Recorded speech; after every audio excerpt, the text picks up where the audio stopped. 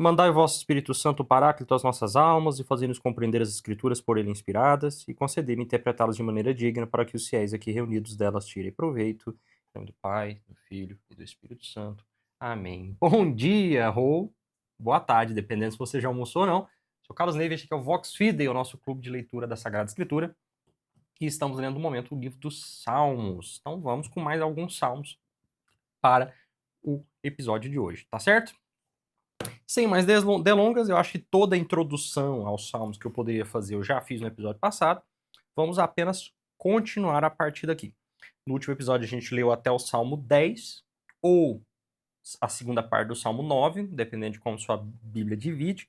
E hoje nós vamos ler o Salmo 10 ou o Salmo 11, dependendo se a sua Bíblia dividiu o 9 em duas partes ou não.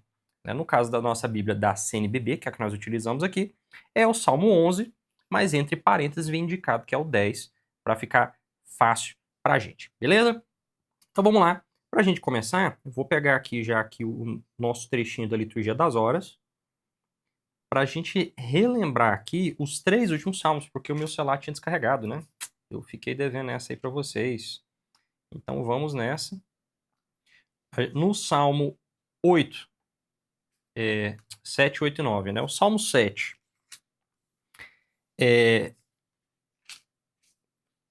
que é aquele em que a pessoa é colocada aqui um lamento, né, de Davi sendo perseguido pelo benjaminita, né, de Cus, o benjaminita Cus. O trecho que a Liturgia das Horas coloca pra gente está às portas. Então, para passar bem a ideia, né, de que o justo que está sendo perseguido, a defesa dele vai vir, o juiz está vindo. E aí o Salmo 8, a Liturgia das Horas, traz um trecho de Efésios, né? O primeiro capítulo de Efésios, versículo 22. Ele pôs tudo a seus pés e fez dele, que está acima de tudo, a cabeça da igreja. Dizendo aqui, né, como o Senhor que coloca o homem, né, acima de tudo. O Salmo dá um sentido cristológico, dizer também que Deus coloca Cristo, que é o verdadeiro homem, acima de tudo. Depois a gente tem o Salmo 9, que vai ter como frase aí para a igreja, né, um trechinho do Credo. De novo há de vir em sua glória para julgar os vivos e os mortos. Explica bem essa ideia que a gente viu aqui, né, do louvor ao Senhor. E por último, o Salmo 10, ou a segunda parte do Salmo 9, né, que é aquela invocação contra o opressor, né, ele traz aqui um trecho do Evangelho de São Lucas, capítulo 6, versículo 20, que é bem-aventurados os pobres, porque vosso é o reino de Deus. Dito isso, vamos agora seguir com o Salmo 10 ou 11, né? O Salmo 11 e o Salmo 10 aí, que é um salmo que ele fala sobre a confiança em Deus, né? Aquela fuga diante do adversário, aquele adversário que te oprime, mas você confia que Deus vai fazer justiça. Ele traz aqui como primeiro versículo dele ali, o cabeçalho dele, ao maestro do coro, de Davi, sabe? Então, que é um salmo dirigido ao maestro do coro, e é um salmo davídico, né? E ele tem na Liturgia das Horas, como complemento para dar o sentido cristológico dele, o capítulo 5, versículo 6 do Evangelho de São Mateus. Bem-aventurados que têm fome e sede de justiça, porque serão saciados. Então vamos ver se essa justiça acontecer aqui, nesse sentido cristológico. Então, uma boa oração aí para você que se sente injuriado. Eu confio no Senhor. Como podeis dizer-me? Foge para um monte como um pássaro? Pois os pecadores retesaram o arco, ajustaram suas flechas sobre a corda, para as escuras atirar contra contra os de coração reto. Aqui ele combina duas imagens, né? A primeira de que você deve fugir para os montes. Os montes eram vistos como local de refúgio para aqueles que tinham que fugir.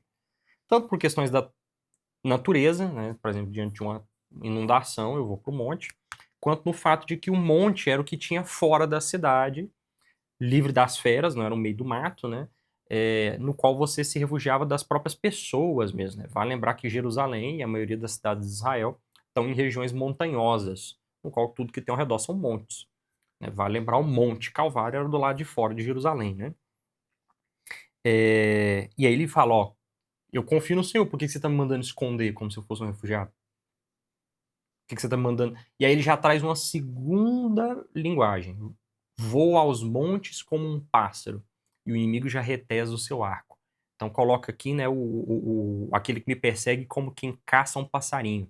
E ele prepara para acertar os de puro coração, né, os de coração reto com essa flecha. Quando os fundamentos se abalam, que pode fazer o justo? O Senhor está no seu templo santo, o seu trono está no céu. Então o Senhor está no seu templo santo, o Senhor, o seu trono está no céu. Aquela ideia de que Deus se faz presente no templo de Jerusalém, mas o trono de Deus é o próprio céu, apesar de a Arca da Aliança também ser o seu trono, né? Então, o Deus que se faz presente no templo não está contido no templo, mas ele reina através do céu. Seus olhos se voltam para o pobre, suas pálpebras examinam os filhos dos homens. Os filhos dos homens, né? Aqui os filhos dos homens no sentido de raça humana, mas essa ideia de que Deus, bem antropomórfica, né? De que Deus olha com seus olhos para o pobre. O Senhor examina o justo e o ímpio. A quem ama a iniquidade, ele odeia. Fará chover sobre os pecadores carvões de fogo e enxofre, e um vento destruidor será a porção do seu cálice. Pois o Senhor é justo e ama a justiça. Os que são retos verão seu rosto. Então, aquela ideia de que Deus vai punir os pecadores e fazer chover sobre eles carvões e enxofre. Mais ou menos do jeito que foi destruída a cidade de Sodoma e Gomorra, né? E eles vão ter ali a porção do seu cálice. A ideia de que o despejar do cálice é tanto sinal de furor quanto de bênção para as devidas pessoas certas. Pois o Senhor é justo, ama a justiça, e os que são retos verão seu rosto. Bem-aventurados aqueles que verão a face de Deus.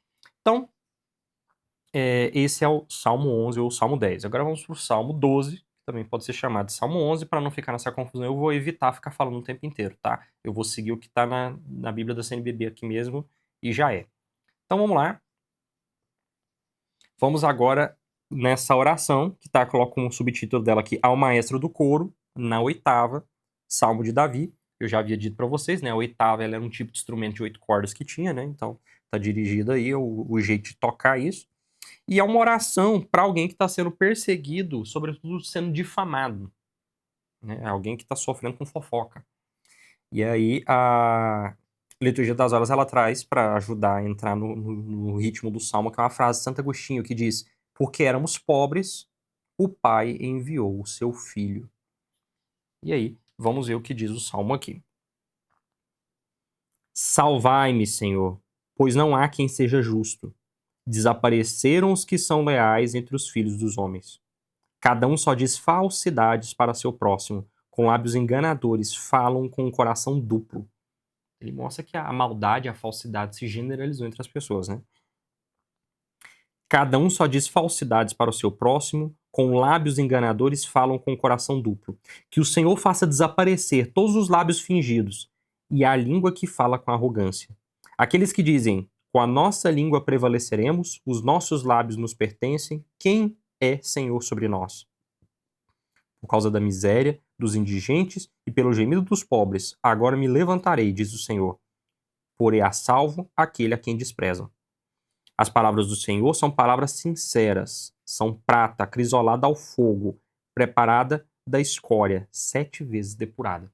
Aquela ideia de que é uma prata purificada, que esquentou no fogo para separar as impurezas 7 vezes, de tão pura, né? Essas são as palavras de Deus, no meio de tantas palavras mentirosas. Tu, Senhor, nos conservarás e nos guardarás para sempre dessa gente. Os ímpios passeiam por toda parte, enquanto se exaltam as torpezas entre os filhos dos homens. Então, encerramos aí o Salmo 12. Agora vamos para o Salmo 13.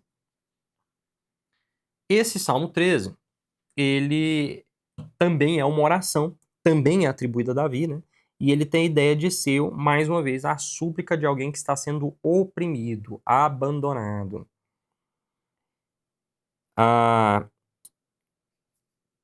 Eu cliquei no errado aqui, peraí. E aí a Liturgia das Horas, ela traz um trecho da carta de São Paulo aos Romanos, capítulo 15, versículo 13, que diz que o Deus da esperança vos encha de alegria. Então, vamos ver esse sentido aqui com essa oração. Até quando, Senhor, me esquecerás para sempre? Até quando esconderás de mim a tua face? Até quando resolverei planos em minha alma e a dor no meu coração cada dia? Até quando prevalecerá meu inimigo contra mim? Então começa com uma série de questionamentos de uma pessoa que se sente abandonada por Deus. E no meio desse lamento, ela não fica só questionando Deus. Ela toma iniciativa e começa a evocar o Senhor. Olha, escuta-me, Senhor, meu Deus. Ilumina meus olhos, para que eu não adormeça na morte. Que meu inimigo não venha dizer, prevaleci contra ele. E os que me atribulam não exultem se eu cair. Mas eu confio na tua misericórdia. Meu coração se alegrará com a tua salvação. Cantarei ao Senhor, que me cumulou de bens. Então, mais um salmo. E eu não sei se vocês repararam, esses últimos salmos que a gente lê, eles passam sempre essa ideia. A pessoa está sendo perseguida, mas ela acredita que Deus vai protegê-la, Deus vai fazer justiça. Então, sempre essa ideia de entregar a dor da perseguição, da opressão, da difamação para Deus e garantir que quem vai fazer justiça é Ele e não o salmista. E aí temos mais um salmo que também traz o tema dedicado a Davi, né, ao maestro do coro de Davi, que é o Salmo 14. E ele também fala da insensatez dos maus, né, dizendo que eles acreditam que não prestam contas a ninguém. A Liturgia das Horas traz um texto da carta de São Paulo aos Romanos que diz: onde se multiplicou o pecado, aí superabundou a graça. Romanos 5, versículo 20. O insensato diz no seu coração: Deus não existe. Corromperam-se e fazem coisas abomináveis. Não há quem pratique o bem. Eu gosto muito de brincar com o pessoal quando eu vou... A galera gosta de citar versículo isolado, né? Eu recorto esse versículo pela metade aqui, né? O insensato diz no seu coração: Deus não existe. Eu coloco Salmo 14, versículo 1b, né? Então eu coloco, na Bíblia está escrito: Deus não existe. Né? Mas olha só, o insensato diz no seu coração: Deus não existe. Corromperam-se e fazem coisas abomináveis. Não há quem pratique o bem. Então, a visão do salmista é de que todo mundo sucumbiu. Todo mundo está praticando mal. Todo mundo abandonou a Deus. E é engraçado porque hoje em dia a gente pensa, hoje em dia o tempo está perdido. A gente já vê o salmista reclamando que está tudo perdido aqui, né? O Senhor olha do céu sobre os filhos dos homens para ver se há alguém com entendimento que procure a Deus. Todos se extraviaram, juntos se corromperam, não há quem pratique o bem, nenhum sequer. Acaso não compreendem todos os que praticam o mal, os que devoram meu povo como se comessem pão? Então, ele coloca aqui, todo mundo é mal, eu só estou vendo o meu povo sendo dominado por esses malignos. Deus se inclina do céu para procurar uma pessoa boa e ele não acha ninguém que presta. Eles não invocam o Senhor, mas um dia tremerão de medo. Pois é com a geração justa que Deus está. Vós quereis frustrar o plano do indigente, mas o Senhor é a sua esperança. Quem fará que venha de Sião a salvação de Israel? Quando o Senhor mudar o cativeiro do seu povo, Jacó exultará, Israel se alegrará. Então aqui o salmista ele traz duas coisas importantes que a gente deve listar aqui. Em primeiro lugar, a própria justiça social. Vós quereis frustrar o plano do indigente, mas o Senhor é a sua esperança. Aquela preocupação de Deus para com os mais pobres, né? E Deus é a esperança deles. Né? Vocês estão colocando empecilhos aí, você está usando as pessoas, você está roubando o dinheiro dos outros, você está fazendo injustiça, você não está dando aquilo que é devido ao outro. Deus é a esperança desse povo.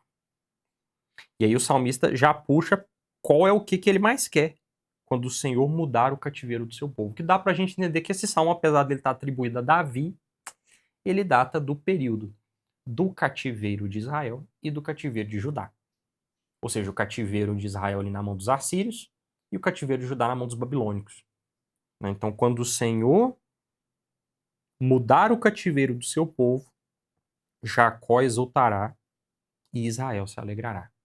Ele divide a mesma pessoa, Jacó e Israel, nós sabemos que é a mesma pessoa, em dois nomes, né? Jacó e Israel. Exatamente para mostrar essa divisão. Israel que está perdido na mão dos assírios, os judeus que estão perdidos na mão dos babilônicos. E eles vão exultar e voltar para sua terra.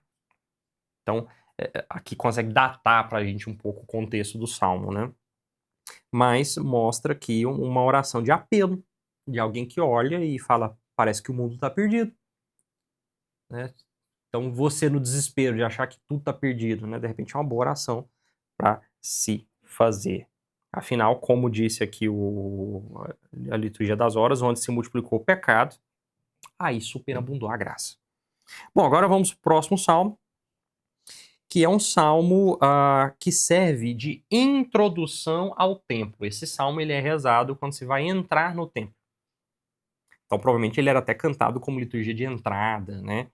E, por muito tempo, se utilizou este salmo na liturgia. Inclusive, no rito tridentino, o sacerdote repete esse salmo toda a missa, quando ele vai subir ao presbitério, né? Então, não, tô falando besteira, na missa tridentina é o subo ao altar de Deus que é a alegria da minha juventude. Tô trocando as bolas aqui, perdão, é porque eu pensei na liturgia judaica e tentei fazer uma correlação. Tô falando besteira. Do rito tridentino é subo ao altar de Deus que é a alegria da minha juventude. É outro trecho. O que é utilizado aqui é: Senhor, quem subirá a vossa montanha santa? Né? Quem vai subir, entrar na sua tenda? É porque os dois viraram musiquinhas que a gente canta na entrada da missa. Subo ao altar de Deus, que é a alegria da minha juventude. Subo silenciosamente e, Senhor, quem entrará no santuário para te louvar? Então, é esse segundo que vai ser cantado aqui, tá? O Salmo 15 ou 14, ele fala, né, disso aqui. E aí a liturgia das horas traz a carta aos Hebreus que diz: Vós vos aproximastes do Monte Sião e da cidade do Deus vivo. Então é bem isso que a gente quer imaginar. Então imagine você em Jerusalém, você está indo para a parte mais alta, onde está o templo de Salomão, a casa de Deus, a tenda do Senhor, e lá dentro o Santo dos Santos é a Arca da Aliança, onde o nome de Deus faz presente. Você vai entrar nisso. E aí eu te pergunto, está escrito como um salmo de Davi: Senhor, quem habitará na tua tenda? Quem repousará no teu monte santo? Pensando no seu monte Sião. Aí ele dá a resposta. Quem é que pode entrar no seu templo? Né? Que pode morar no seu templo? Quem é que pode subir no seu monte santo? Aquele que caminha sem mancha e pratica a justiça. Fala a verdade que está no coração, não provoca engano com sua língua. Não faz o mal a seu próximo e não insulta o seu vizinho. Ele tem por desprezível o malvado, mas honra os que temem o Senhor. Embora ao jurar tenha sido prejudicado, não muda. Ou seja, aquela pessoa que faz um determinado combinado e se no meio do negócio ficar ruim para ela, ela mantém o combinado mesmo tempo ficando ruim para ela. Ela mantém a palavra dela. Ele empresta seu dinheiro sem usura e não aceita suborno contra o inocente. Quem faz essas coisas jamais será abalado. Existe uma ideia entre os judeus, né, de que a usura, ou seja, o juro, ele era um pecado, sobretudo porque eles viam outros povos enriquecendo com isso. E parecia um dinheiro errado, né? E aí, com o tempo, querendo usar da usura, né, dos juros, eles passaram a fazer o seguinte. Começaram a criar a seguinte regra: a gente não empresta com usura para outro judeu. Para outros povos está liberado. Você tinha muito essa mentalidade, né? E eu lembro quando eu era pequeno, eu perguntei pra minha mãe, o que é usura? Ela respondeu agiotagem, né? E assim, a agiotagem no Brasil ela é criminosa porque só o Estado tem dinheiro e os bilionários bancários têm dinheiro, têm o direito, né, de ter usura, inclusive tomar sua casa, seu carro e tudo de você, né? Porque eles são os agiotas, né, engravatados, né?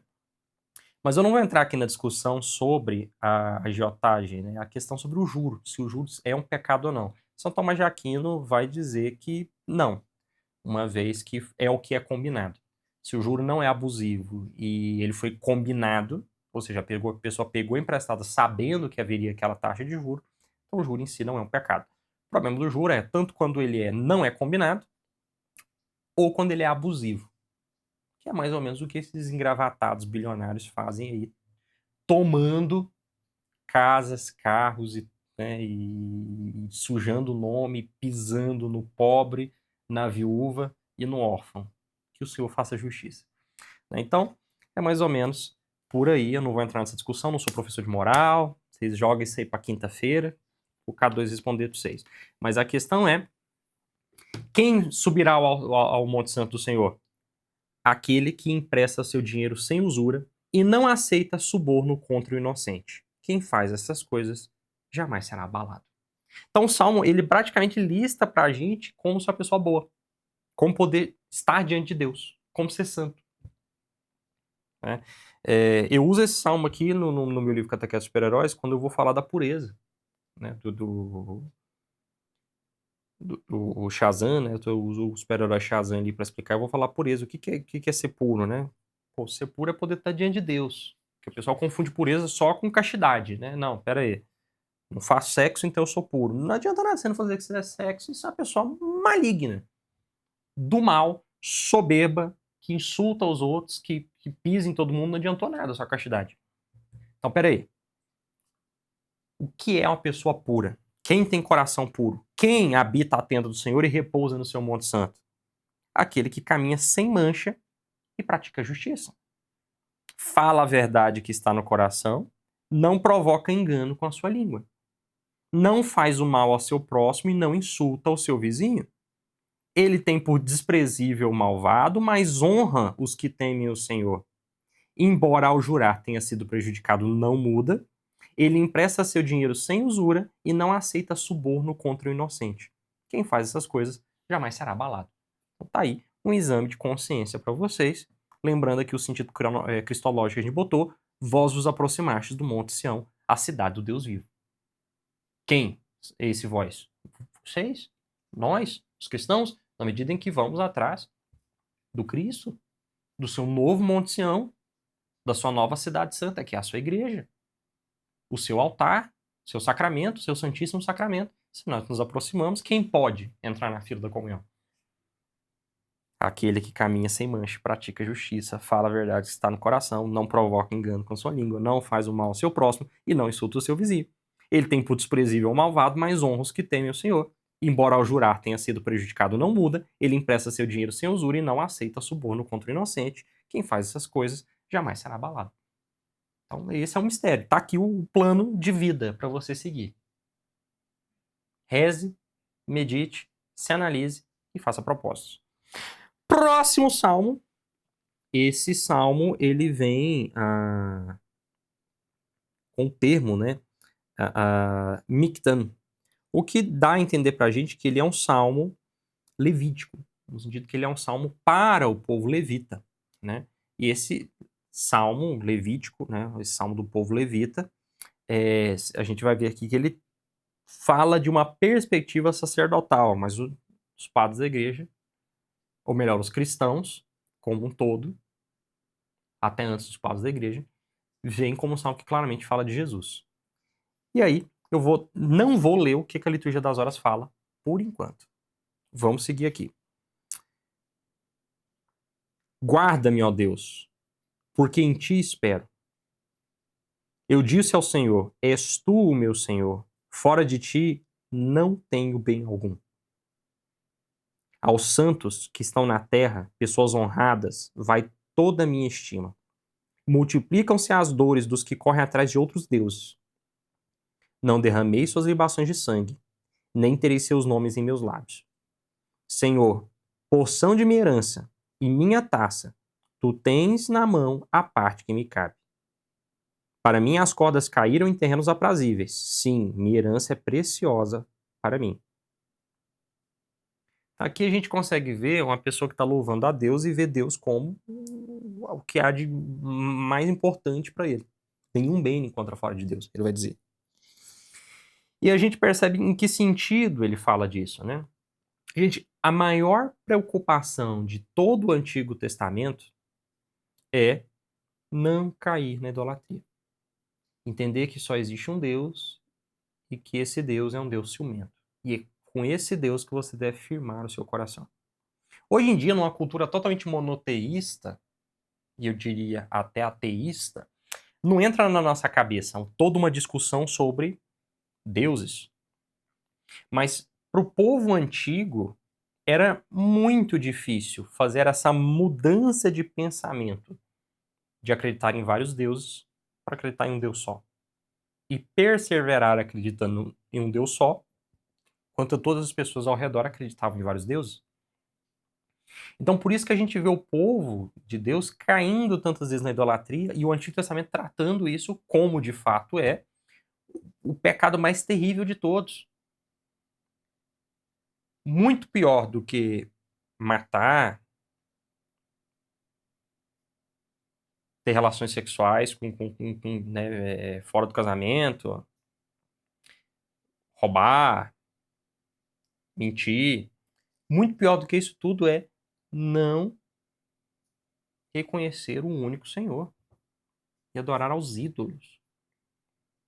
Esse é o primeiro mandamento, e por isso que ele é tão incisivo. É porque numa era em que já não há deuses, a gente não acredita mais em outros deuses, parece ser fácil seguir esse mandamento. E porque ele parece ser fácil, a gente despreza esse mandamento, mesmo ele sendo o primeiro e o mais importante. O primeiro mandamento é esse: amarás o Senhor teu Deus de todo o coração e toda a tua alma. E o segundo é esse: ama teu próximo como a ti mesmo. Dissestes bem, Senhor. Esses dois mandamentos resumem a lei e os profetas. E a gente menospreza isso. Quantas pessoas eu vejo que falam, não tem problema eu faltar uma missa. Não tem problema eu deixar Deus de lado. Deus perdoa. Vocês têm uma visão muito bruta de Deus também. Deus perdoa. E cometem o pior pecado possível: não reconhecer Deus como seu Senhor. Né? Relativizar a divindade de Deus. E aqui a gente vê esse personagem, esse salmista, falando, não, peraí, Deus é a porção da minha herança. Eu vou ficar com ele. Eu vou honrar aqueles que estão comigo. Agora, aqueles que fogem para os deuses, eles multiplicam as dores de Deus. Mas eu não sou como eles. Eu nunca comi nos rituais pagãos. Eu nunca adorei, evoquei esses outros deuses. Por isso que eu falo, né? Nem terei seus nomes em meus lábios. No sentido que você falar a palavra Odin, você vai pro inferno, né? Não. Sempre tem um fundamentalista para me encher o saco depois, né? É no sentido de que você não evocou esses deuses como seus deuses, né? Senhor, porção da minha herança e minha taça, tu tens na mão a parte que me cabe. Aquela ideia do derramar da taça, ou seja, que a taça ela é tanto a cólera, como ela também é a herança, né? Eu tinha falado isso no salmo anterior, se aplica aqui também. Para mim as cordas caíram em terrenos aprazíveis. Sim, minha herança é preciosa para mim. Cordas aqui é no sentido de delimitação de terra, tá? Ou seja, na hora que foi delimitar uma terra, eu ganhei um terrenozão top. Deus reservou o melhor para mim. É isso que ele está querendo dizer aqui, usando essa linguagem de repartição de terra que era típica da época e faz mais sentido para quem escuta na época. Quem ouvia na época fazia essa relação. Opa, peraí. Tal como alguém vai reservar ali, pega um terreno top, Deus está reservando para mim algo melhor. É nesse sentido. Eu sempre tinha... Não, peraí. Minha herança é preciosa para mim. Bendiga ao Senhor que me deu inteligência. Sim, até de noite ensina-me os meus rins. Os meus rins, aqueles que eu vou cingir, né? Eu coloco a cordinha aqui no rumo do rim aqui, eles representam todas as minhas vísceras. E acreditava-se antigamente de que os sentimentos eles vinham das vísceras, do fígado, do pâncreas, do intestino, dos rins, né? Se acreditava que a parte sentimental estava aqui. Enquanto a alma residia no coração, a parte sentimental estava nas vísceras, né? Não é à toa que a teoria dos humores vai analisar os líquidos que você tem nesses órgãos e baseado nos líquidos que você tem nesses órgãos, eles vão ditar o seu temperamento. Então, o colérico, que tem a bile negra, o sanguíneo, que vai ter sangue, o melancólico, que tem a bile amarela, e o fleumático, que tem o fleuma, né? São humores, são líquidos dos intestinos, das vísceras. Então, é essa a ideia, né? De Deus, ele instrui os meus sentimentos, ele dá inteligência aos meus sentimentos, ou seja, ele conduz aquilo que eu sinto, né? E daí que também tem a ideia de se cingir os rins, né? Ou seja, colocar uma corda ao redor dos rins. É um domínio dos sentimentos, né? Então, até de noite ensine-me os meus rins. Eu sempre tinha o Senhor ante meus olhos, porque Ele está à minha direita e eu não serei abalado. Por isso alegrou-se o meu coração. Agora o coração no sentido de minha alma, né? Minhas entranhas exultaram e minha carne repousa na esperança. Por que que eu tô tão confiante no Senhor, né? E tô tão feliz? Pois não abandonarás a minha alma no Sheol, e não permitirás que o teu santo veja a corrupção. Tu me farás conhecer os caminhos da vida, a plenitude da alegria com a tua face, as delícias à tua direita, para sempre. Então por que que eu tô tão feliz em Deus? Porque Deus vai olhar para o seu amigo, para o seu santo, sou eu que estou falando, e ele não vai deixar a minha alma na mansão dos mortos, ele vai ressuscitá-la. O meu corpo não vai conhecer a corrupção, meu corpo não vai apodrecer, ele será ressuscitado. Essa era a esperança do salmista, e é exatamente o que aconteceu com o nosso Senhor Jesus Cristo. E aí, porque eu falei, os padres da igreja veem que está claramente falando de Jesus. E por que que eles veem isso com tanta clareza? Porque o primeiro cristão a fazer esse paralelo desse salmo com Jesus Cristo é São Pedro, na sua pregação, logo após o Pentecostes, em que ele vai dizer: Deus ressuscitou a Jesus, libertando das angústias da morte. E ele está fazendo um paralelo com esse salmo. Então, por isso que a liturgia das horas traz pra gente o versículo 24 do capítulo 2 de Atos dos Apóstolos, que é a pregação, apontando ali para a pregação de São Pedro, que é exatamente quando São Pedro pega esse trecho aqui para explicar que Cristo não conheceu corrupção, né?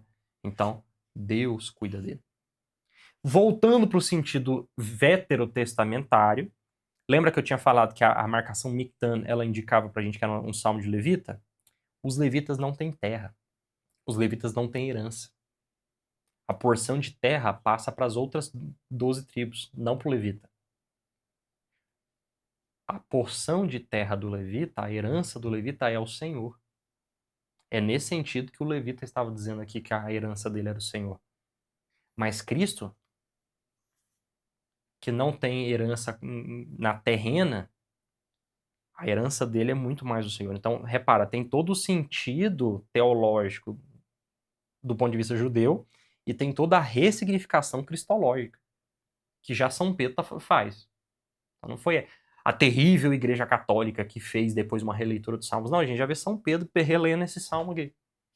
E tantos outros que eu fui citando aqui para vocês. Como eu disse, os Salmos são os Salmos, o livro dos Salmos é o livro mais citado de todo o Novo Testamento. Tem mais de 100 citações dos Salmos, ressignificando os Salmos. Então, é isso. Vamos agora para o Salmo 17, que traz a súplica do justo.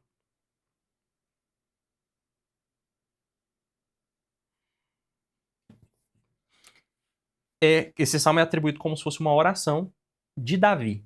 Então ele não é uma música, ele é uma oração, né, que é atribuída a Davi. A liturgia das horas traz um trecho da carta aos Hebreus para clarificar para a gente o sentido cristológico desse salmo. Nos dias de sua vida terrestre, dirigiu preces e súplicas e foi atendido. Então, dirigiu preces e súplicas e foi atendido. Cristo, né? Então, a gente pode ler tanto como a súplica do Davi para Deus, como de Cristo para Deus. Então vamos lá. Escuta, Senhor, minha justa causa. Atende a minha súplica. Presta ouvido à minha oração, que não procede de lábios enganosos. Venha de tua face a minha sentença. Teus olhos vejam o que é reto. Examina meu coração, sonda-o de noite. Prova-me no fogo, e em mim não encontrarás iniquidade. Tá que é interessante a gente ver, porque a oração é atribuída a Davi. E talvez você diga, mas Davi tinha iniquidade, Davi vacilou lá, tramou a morte de Urias, pegou a mulher dele, né? Tinha um fraco por mulheres, várias esposas. Realmente, Davi vacilou bastante. E aí, se a gente voltar para o primeiro salmo, né? O salmo anterior, A gente vê, mas a palavra dos deuses, nenhum nome de outro deus não foi encontrado na minha boca. De fato, Davi nunca adorou outros deuses, diferente de Salomão. Nesse sentido, Davi foi justo até o fim. E entra para o rol dos grandes justos do Antigo Testamento, junto com Abraão, Moisés, Isaac, Jacó e Jó. Josué, talvez. Né? É nesse sentido que isso, podemos colocar aqui Samuel também, sem dúvidas. É nesse sentido que Davi pode dizer: você não vai encontrar em mim iniquidade. Porque o pior pecado de todos, ele não cometeu. Ele não praticou idolatria. Ele não renunciou ao Senhor. Ele não adorou outros deuses. Nunca. Isso aí realmente, Davi nunca fez. Never. Jamais. Se a gente lê no sentido cristológico, com mais razão ainda, Cristo pode dizer: em mim não há iniquidade.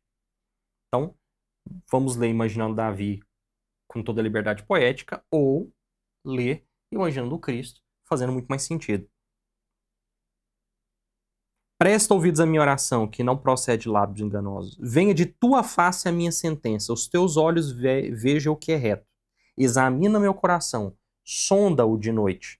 Prova-me no fogo, e em mim não encontrarás iniquidade. Minha boca não transgrediu, como procede essa gente. Por causa das palavras dos teus lábios, guardei-me dos caminhos do violento.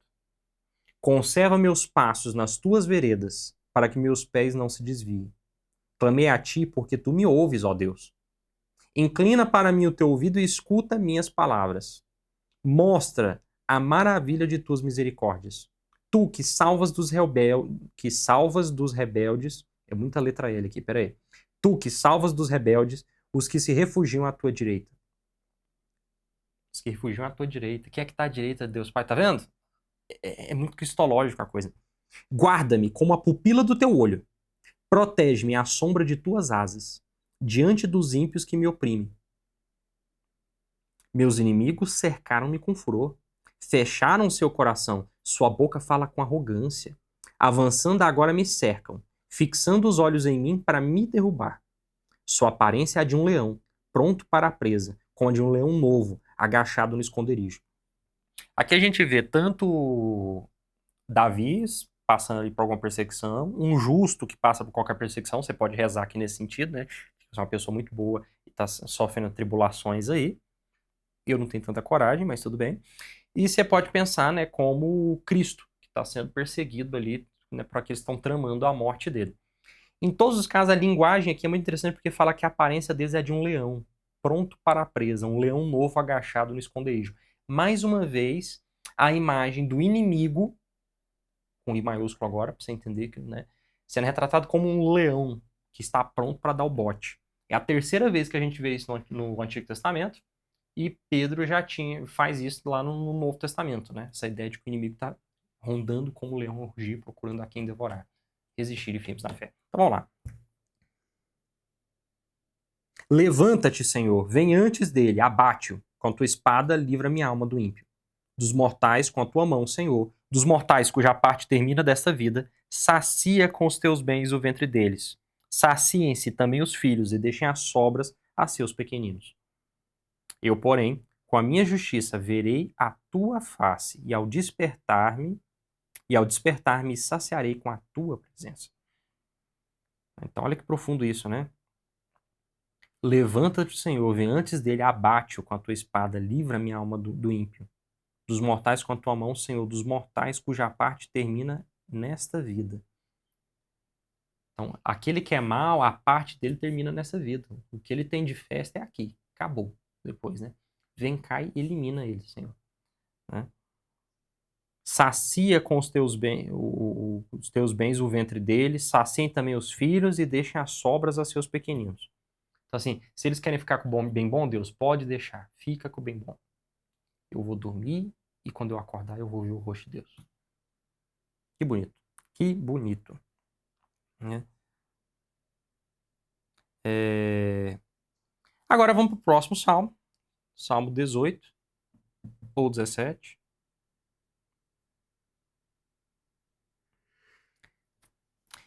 esse salmo, ele é uma ação de graças, né, para batalha. Então, se você ganhar alguma batalha, alguma vitória, era uma música longa, vocês vão ver que ele é bem compridinho, que para você celebrar que venceu. É uma música de vitória, né? E ele é um hino de ação de graças, o que coloca ele aqui dentro dos salmos que a gente viu. Até agora, a gente viu muitos salmos de pessoas que perderam tudo, estão sendo perseguidas, estão passando por dificuldade e que acreditam que Deus vai fazer justiça. Agora não, é alguém que a justiça já foi feita, mas ele reconhece que isso é dom de Deus e ele agradece a Deus. Então, o teor desse Salmo 18 já é outro. A liturgia das horas traz um trechinho de Apocalipse. Na verdade, a liturgia das horas ela quebra esse salmo em alguns pedaços, porque ele é bem comprido, né? Então ele vai aparecer com um trechinho de Apocalipse, dizendo: na mesma hora aconteceu um grande terremoto. Se referindo ali à vitória de Jesus sobre o dragão, né? Lá no capítulo 11. O sol da trombeta, quer dizer, perdão. O dragão vai aparecer no capítulo 12 ainda. E depois nós temos uma segunda parte dele que vai trazer uma carta aos Romanos dizendo: se Deus é por nós, quem será contra nós? Então, essas duas afirmações aí vão ajudar a gente a entender melhor esse salmo. Vamos lá. O cabeçalho dele diz: ao maestro do coro de Davi, servo do Senhor, que dirigiu ao Senhor as palavras deste cântico no dia em que o Senhor o livrou do poder de todos os seus inimigos e da mão de Saul, ele disse. Então ele deixa bem claro para a gente que esse salmo é de autoria de Davi e foi feito depois que Davi parou de ser perseguido por Saul e por todos. É uma ação de graças aqui nesse sentido. Então vamos lá. Eu te amo, Senhor, minha força. Senhor, minha rocha firme, minha fortaleza e meu libertador. Meu Deus, meu rochedo no qual me refugio, meu escudo, minha força salvadora e meu defensor. Invocarei o Senhor, digno de louvor, e estarei a salvo dos meus inimigos. Cercaram-me as ondas da morte, aterraram-me as torrentes de Belial. As cordas do Sheol me amarraram, defrontaram-me as ciladas da morte. Então, cercaram-me as ondas da morte, a morte aqui personificada, como se fosse um ser, né, uma divindade mesmo. Aterraram-me as torrentes do Belial. Essa transliteração Belial, do nome Baal, né, que é essa representação de um demônio e até mesmo um palavrão no Antigo Testamento, nesse filho de Belial, a gente viu várias vezes isso no Antigo Testamento. As cordas do Sheol me amarraram, né? Então, a cidadela dos mortos ali me amarrando. Então, eu sou pego por todas essas forças malignas. As cordas do Sheol me amarraram e defrontaram-me as celadas da morte. Então, caraca, eu tô contra inimigos espirituais terríveis aqui. O que aconteceu? Na minha angústia, eu invoquei o Senhor e clamei ao meu Deus. Do seu templo, ele ouviu a minha voz. E o meu clamor na sua presença entrou em seus ouvidos. Então, eu faço a prece voltada para o templo, Deus escuta no templo a minha prece e me atende. Né? No caso aqui, na época, era a morada do Senhor, não tinha templo construído ainda, mas tudo bem. A terra abalou-se e estremeceu. Os fundamentos das montanhas vacilaram e se moveram, porque ele se inflamou. Subiu fumaça de suas narinas e da sua boca um fogo devorador. Carvões ardentes saíram dele. Ele inclinou os céus e desceu. Uma nuvem escura debaixo de seus pés. Cavalgou sobre um querubim e voou pairando sobre as asas do vento. Das trevas fez seu esconderijo, como uma tenda ao seu redor. Águas tenebrosas, nuvens muito espessas. Pelo fulgor da sua presença desfizeram-se as nuvens e granizo e brasas de fogo. O Senhor trovejou do céu, o Altíssimo fez soar sua voz. Granizo e brasas de fogo. Aquela ideia, Deus aparece temível, de fogo, vestindo as trevas, montado, né, reclinando sobre o céu, montado em um querubim. Como assim montado em um querubim? O querubim ele tinha a forma de uma criatura alada, né, emprestado ali dos assírios e dos babilônicos, né? Então eu já mostrei fotinha do querubim para vocês, só voltar nos episódios anteriores, né? Ele era uma espécie de leão com cabeça de homem e asa, né? Então Deus está montado nesse bicho aí, né? Com esse aspecto tão terrível. Linguagem apocalíptica, Daniel usa muito isso, São João, evangelista nos Atos, no Apocalipse, usa muito isso, né? Não quer dizer que Deus tinha o olhar de brasa, o que Deus estava vestido com trevas. É uma maneira poética de dizer o quão terrível ele se manifesta. Eu estou pegando tudo que tem de mais terrível e estou compondo aqui o bicho-papão, né? Para mostrar que Deus é terrível e a palavra dele é como granizo e brasas de fogo. Nem faz sentido, ó, gelo e fogo, mas é para mostrar que tudo aquilo que pode destruir é a voz dele, ele troveja do céu, ou seja, todos os mais terríveis fenômenos da natureza aqui para mostrar para mim como Deus é mais terrível do que isso tudo, quando ele vem mostrar a sua ira contra aqueles que lhe perseguem. E ele diz: lançou suas flechas e dispersou os inimigos, com fortes relâmpagos os afugentou. Apareceram as profundezas das águas e ficaram à vista os fundamentos do orbe. Por causa da tua ameaça, Senhor, do sopro de teu veemente, de tua ira. Do alto estendeu a mão e me agarrou. Arrancou-me das águas caudalosas. Livrou-me de meus inimigos mais fortes, daqueles que me odiavam, mais fortes do que eu. Aquela ideia, né? Deus controla todos os fenômenos naturais, né? E ele vai atacando os meus inimigos. De repente ele vai lá e cata eu pela gola da camisa, me tira do meio da confusão toda e me livra de todos aqueles que são mais fortes do que eu e que eu não conseguia me livrar deles sozinho. Assaltaram-me no dia da minha aflição, mas o Senhor se tornou meu apoio. Conduziu-me ao espaço aberto, livrou-me porque se agradou de mim. O Senhor me recompensará segundo a minha justiça, e segundo a pureza de minhas mãos me retribuirá. Pois guardei os caminhos do Senhor, e não cometi em impiedade para com meu Deus. Seus julgamentos estão todos ante meus olhos, e não repeli de mim os seus preceitos. Conservei-me íntegro para com ele, e guardei-me de cometer iniquidade. E o Senhor me retribui segundo minha justiça, e segundo a pureza de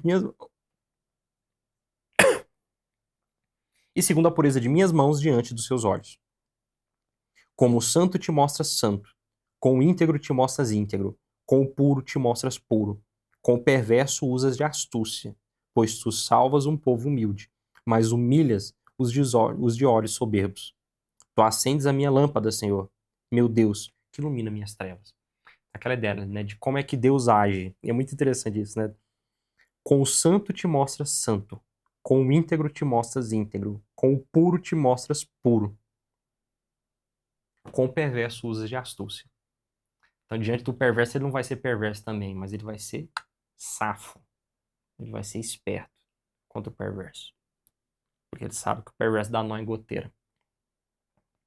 Mas humilhas, pois tu salvas o povo humilde, mas humilhas os olhos dos soberbos. Aquele que é humilde, o Senhor salva, e aquele que é soberbo, o Senhor rebaixa, o Senhor humilha. Então, nesse sentido, o Senhor acende a minha lâmpada. O Senhor me escolhe, o Senhor me protege, o Senhor não me deixa na escuridão. Porque eu guardei os seus mandamentos. Contigo ataco as tropas inimigas. Com meu Deus assalto a muralha. Quanto a Deus, seu caminho é perfeito. A palavra do Senhor é provada no fogo. Ele é o escudo de todos que nele confiam. Pois quem é Deus senão o Senhor? E quem é o rochedo senão nosso Deus? Aqui ficou meio sem sentido, né, porque, por causa daquela omissão que a gente faz, mas eu vou fazer essa omissão para ficar mais claro de entender o que está escrito aqui. Está escrito: pois quem é Deus senão Javé? Quem é o rochedo senão nosso Deus? Então, entre todas as divindades, é a única divindade. E é por isso que eu vou ganhar essa guerra, eu vou tomar essa muralha, eu vou vencer esse exército. Eu vou avançar contra as tropas inimigas, porque Deus está comigo e não tem outro Deus para estar do lado do inimigo.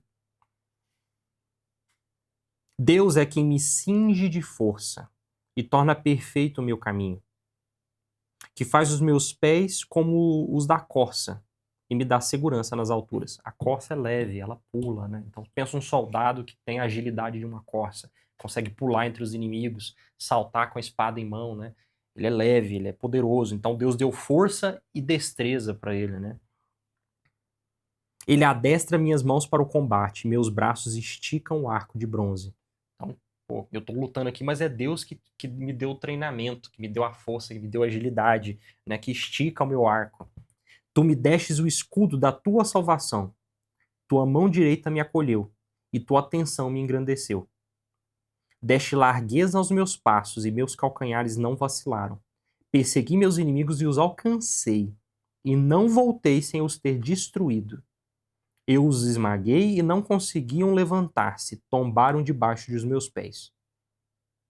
Cingiste-me de força para o combate, sujeitastes os que se levantaram contra mim. Tá aqui, o contexto é muito bélico, né? Eu consegui correr atrás da tropa, venci, pisei em cima de todo mundo, né? Esmaguei tudo, Deus me fez ganhar a guerra. Se a gente lê no sentido cristológico, a gente lembra quem eram os inimigos. Cercaram-me as ondas da morte, aterraram-me as torrentes de Belial, as cordas do Sheol me amarraram. O que aconteceu com esses inimigos? Pensa agora em Cristo, como a morte, o demônio e a mansão dos mortos. O que aconteceu com esses? Eu os esmaguei e não conseguiam levantar-se. Tombaram debaixo dos meus pés. Tudo foi colocado como escabelo por debaixo dos pés de Cristo. E o último inimigo a ser derrotado é a morte. Cristo ficou fiel ao Pai. E o Pai veio e entregou tudo para ele. E continua. Fizestes meus inimigos darem-me as costas, e os que me odiavam tu aniquilaste. Gritaram. Dar as costas antes de fugir, tá, gente?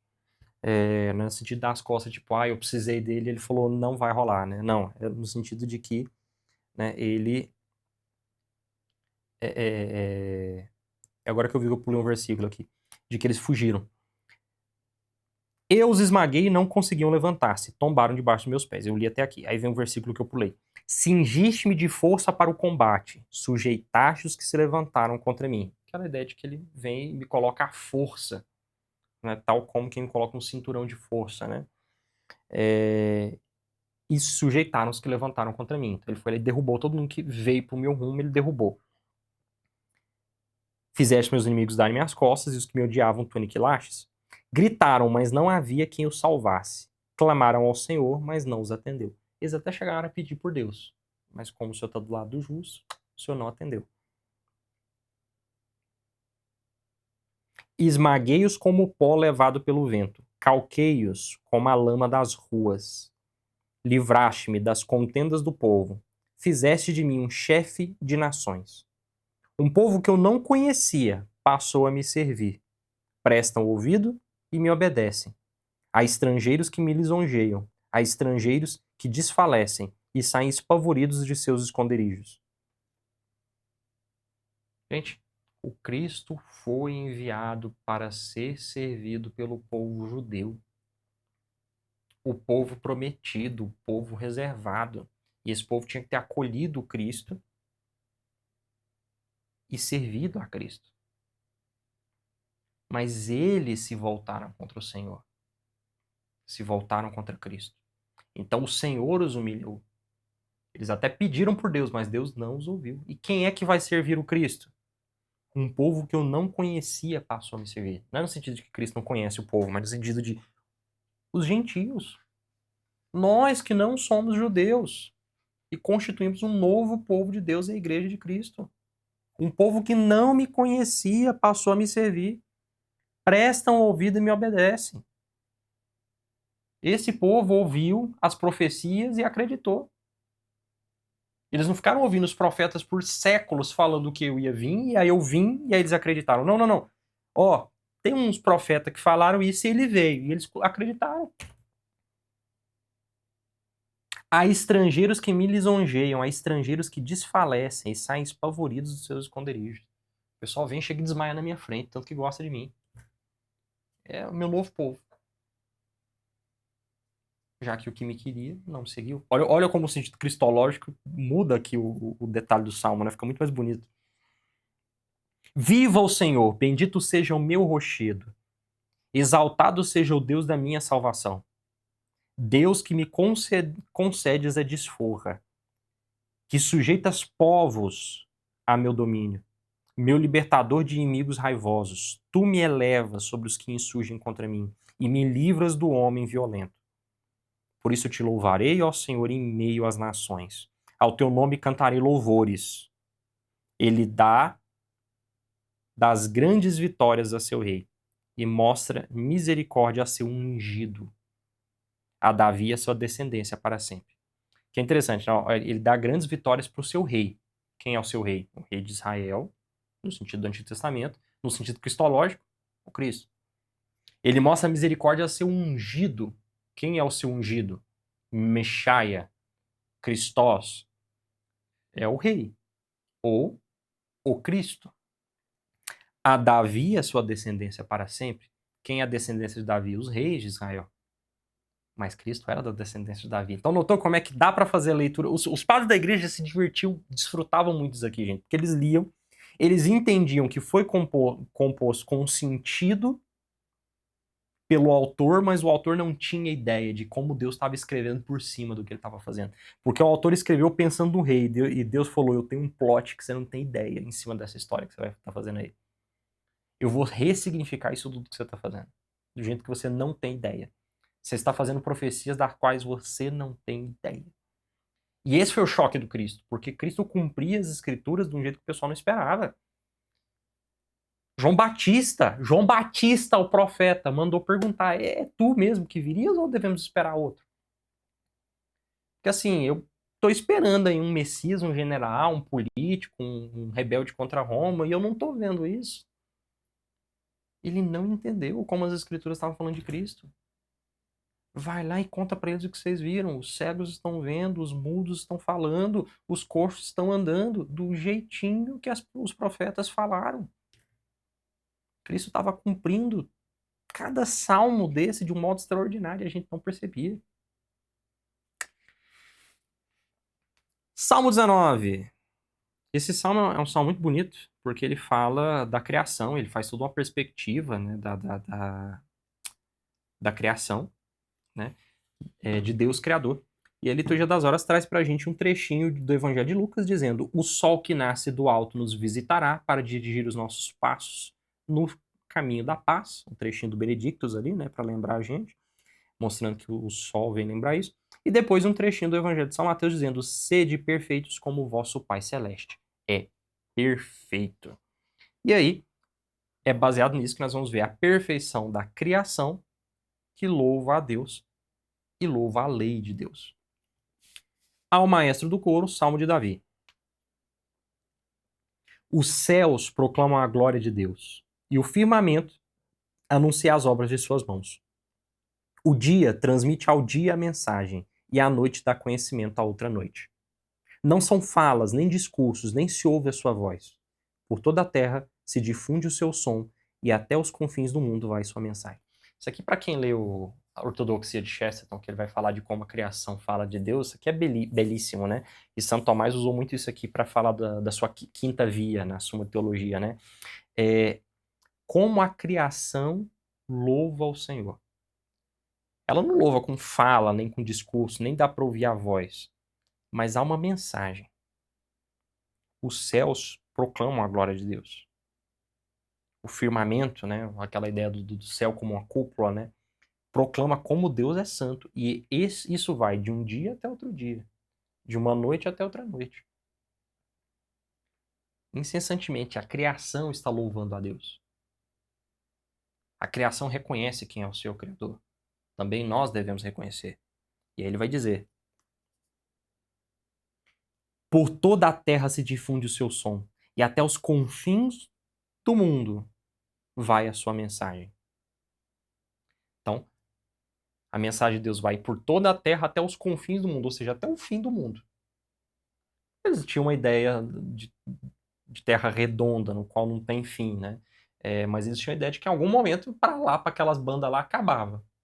E lá naquelas bandas, lá no horizonte, e aí o Salmo vai dizer: ali armou uma tenda para o sol, que sai como um noivo do quarto nupcial e exulta como um gigante a percorrer o seu caminho. Então Deus, lá nos confins do universo, armou uma tenda para o sol, uma casinha para o sol dormir. E aí quando o sol acorda de manhã, ele vem correndo do jeito mais bonito possível, como se ele fosse quase um musical da Broadway, assim. Ele vem correndo como? Como um noivo exultante. Como um noivo que está indo para o casamento. como um gigante a percorrer o seu caminho. Aqui tem duas maneiras de ler isso, tá? A Vulgata traduz como o gigas, que é como um gigante. Mas tem como a gente traduzir como um herói, um semideus. Ele está utilizando dos elementos próprios da literatura pagã da época mesmo, né? A ideia do semideus ali, do semidivino, do gigante, do homem divino, que é aquela confusão toda que inspira o trecho do capítulo 6 de Gênesis, que fala ali, né, dos filhos de Deus com os filhos dos homens, e aí nasceram ali os gigantes, né, que são os... Era a tentativa deles explicarem de que os gigantes, esses homens maiores, né, eles eram semideuses, eles eram os heróis, eles eram seres incríveis.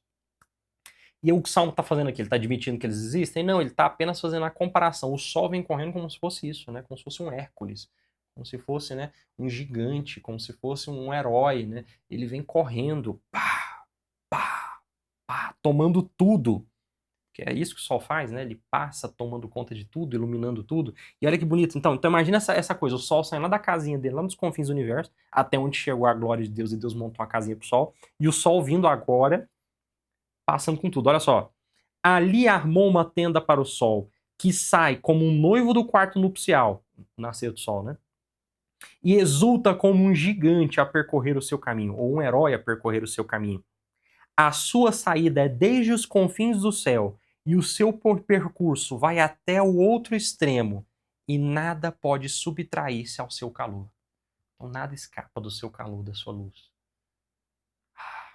E essa belezuca desse sol é glória a Deus. E aí ele continua. Aproveitando agora que a criação toda está louvando, ele vai louvar o Senhor através da lei de Deus, que para ele é a manifestação mais perfeita da santidade de Deus. E ele diz: a lei do Senhor é sem mancha, conforto para a alma. O testemunho do Senhor é fiel, torna sábios os simples. As pessoas simples, né, só de aprender ali de Deus, viram filósofos, viram sábios, né? Os preceitos do Senhor são retos, alegram os corações. O mandamento do Senhor é lúcido, ilumina os olhos. O temor do Senhor é puro e permanece para sempre. Os julgamentos do Senhor são verdadeiros, todos justos igualmente. São mais desejáveis do que o ouro, que muita pedra preciosa, e mais doces que o mel que goteja do favo. Pois o teu servo nele se instrui. Há grande recompensa em guardá-los. Então, depois dele louvar toda a criação pelos astros, pelo sol, pela lua, pelo céu, pelo firmamento, pelo dia, pela noite, ele começa a louvar o Senhor pela lei de Deus, pelo testemunho de Deus, pelo preceito de Deus, pelo mandamento de Deus, pelo temor a Deus.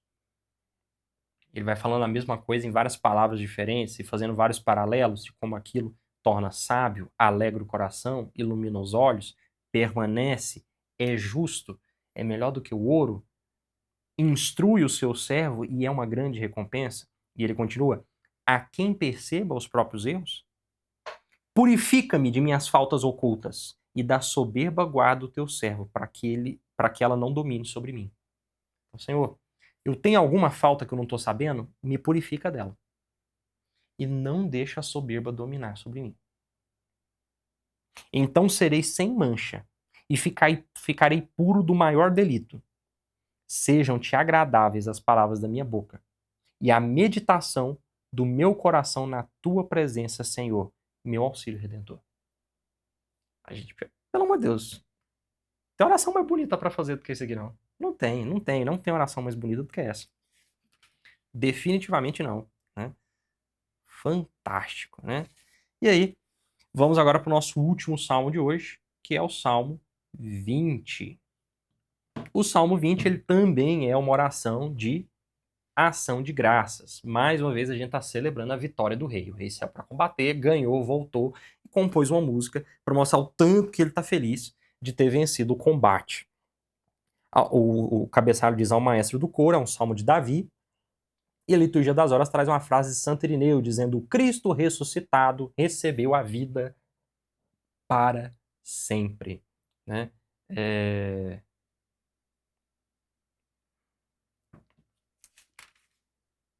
E aí, vamos lá. Que o Senhor te ouça no dia da tribulação. Proteja-te o nome do Deus de Jacó. Do teu santuário te mande auxílio e de Sião te sustente. Então, no dia que você estiver apertado, que o Deus de Jacó, lá do santuário dele, lá do Monte Sião, venha aqui e te proteja. Lembre-se de todos os teus sacrifícios e tenha apreço por teu holocausto. Então, que ele lembre de todas as vezes que você praticou os sacrifícios culticos, né, no templo. Ele te conceda o que o teu coração deseja e realize todos os teus planos. Nós nos alegraremos com a tua salvação. Em nome do nosso Deus levantaremos bandeiras. Que o Senhor atenda a todos os teus pedidos. Agora sei que o Senhor salva o teu ungido. Ele o ouviu do seu santo céu, com a força salvadora da sua mão direita. Então, agora eu sei que Deus cuida do seu ungido. Mais uma vez essa palavra, né? Mechaia, Christos, ungido. Agora eu sei que Deus salva o seu ungido, porque eu tô vendo aqui que ele foi lá e protegeu mesmo, né? Então que Deus continue sempre protegendo o seu ungido, né? Agora sei que o Senhor salva o teu ungido. Ele o ouviu do seu santo céu, com a força salvadora da sua mão direita. Uns confiam nos carros, outros nos cavalos. Nós, porém, invocamos o nome do Senhor, nosso Deus. Fala típica que a gente vê desde a época de Moisés, né? A ideia de que o carro de guerra, a biga ali, né, é a maior tecnologia bélica da época, né? Então ele fala, olha, uns confiam na quantidade de carros que tem, outros nos cavalos, mas a gente confia no nome do Senhor. E o salmista repete isso, né? Uns confiam nos carros, outros nos cavalos. Nós, porém, invocamos o nome do Senhor, nosso Deus. Eles curvaram-se e caíram. Nós, porém, nos levantamos e permanecemos de pé. Senhor, dá salvação ao rei e atende-nos no dia em que te invocarmos. Então, eles louvam mais uma vez e falam, olha, continua protegendo o rei e no dia que a gente precisar, escuta a gente. E aí a gente encerra a nossa rotina de salmos aqui. Eu li a frase Santo Irineu errada, perdão, tá? A frase de Santo Irineu é, quem invoca, no lugar da frase de Santo Irineu, é uma frase dos Atos dos Apóstolos. Quem invocar o Senhor... Não, eu tô certo. Santo Irineu mesmo.